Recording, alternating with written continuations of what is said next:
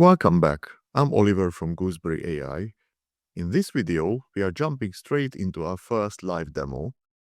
I want to show you the most common mistake people make when using AI tools and the simple fix that changes everything. Let us open Claude and get started. Let us start with a vague prompt, the kind most people write without thinking. Write something about productivity. Look at what we get. The response is generic, broad, and not particularly useful to anyone. The AI has no idea who this is for, what angle to take, or how long it should be. Now watch what happens when I apply the 4 elements: role, context, task, and format. You are a productivity coach writing for busy professionals.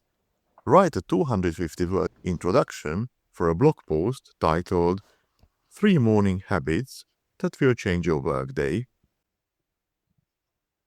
The tone should be practical and motivating without cliches. Notice the difference.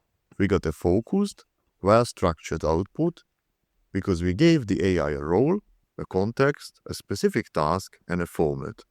Same tool, completely different results.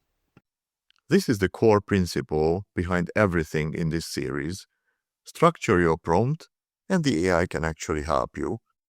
In the next video, we are going to take that one step further with raw prompting and see just how much the AI's response changes when you give it a specific persona.